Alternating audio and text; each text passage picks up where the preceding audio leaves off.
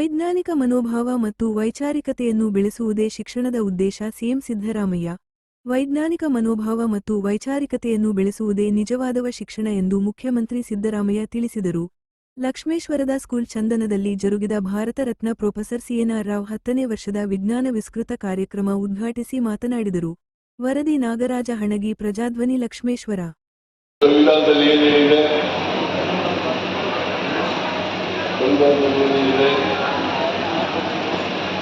ಸ್ವಾತಂತ್ರ್ಯ, ಸಮಾನತೆ, ಭ್ರಾತೃತ್ವ ಅಂತ ಹೇಳಿದೆ. ಇದನ್ನು ಸಾಧನೆ ಮಾಡಬೇಕಲ್ಲ.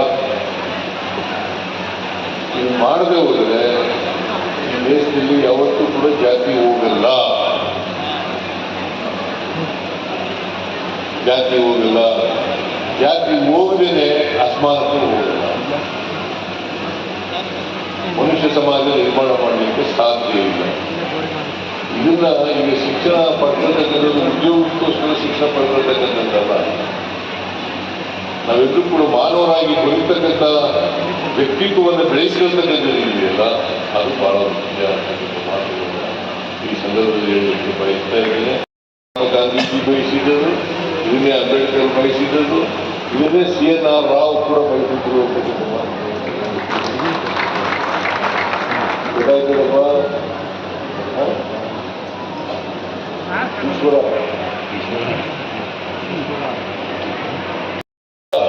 ಅಂದ್ರೆ ಈಶ್ವರ, ರಾಮ ಅಂತಂದ್ರೆ ವಿಷ್ಣು, ಶ್ರೀರಾಮ, ಇದು ಒಂದು ನಾಮ ಬಂದು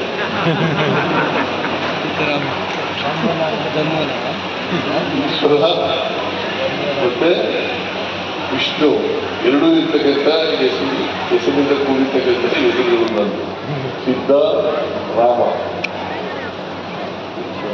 ಸೊ ಅದರಿಂದ ನಾವೆಲ್ಲರೂ ಕೂಡ ದೇವರು ಬಯಸೋದು ಕೂಡ ಅದೇನೆ. ಈಗ ದೇವರನ್ನ ನಮ್ಮ ಇಷ್ಟ ಬಂದಂತೆ ಉಪಯೋಗಿಸ್ಕೊಳ್ಳೋಕ್ಕಾಗಲ್ಲ. ದೇವರು ನೀವೆಲ್ಲರೂ ಕೂಡ ಮನುಷ್ಯರಾಗಿರಿ ಅಂತ ಹೇಳ್ತಾರೆ ಹೊರತು ಅಸಮಾನತೆಯಿಂದ ಬದುಕಿ ಅಂತ ಯಾವ ಸಮಾಜದಲ್ಲಿ ಮತ್ತು ಯಾವ ಧರ್ಮನೂ ಕೂಡ. ನಮ್ಮ ದೇಶದಲ್ಲಿ ಅನೇಕ ಧರ್ಮಗಳಿದ್ದಾವೆ.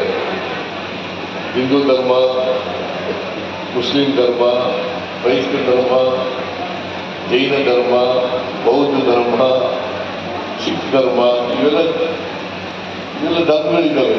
ಯಾವ ಧರ್ಮದಲ್ಲೂ ಕೂಡ ದ್ವೇಷವನ್ನ ಬಿಡ್ತಕ್ಕಂಥ ಕೆಲಸವನ್ನ ಮಾಡಲ್ಲ. ಎಲ್ಲ ಧರ್ಮಗಳು ಕೂಡ ಪ್ರೀತಿಯನ್ನೇ ಬೋಧಿಸೋದು.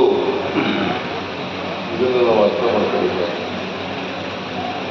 ಅದರಿಂದ ಈ ನಮ್ಮ ಸಮಾಜದಲ್ಲಿ ಬಹಳ ಜನ ಪಟ್ಟಣದ ಹಿತಾಸಕ್ತರು ಧರ್ಮವನ್ನ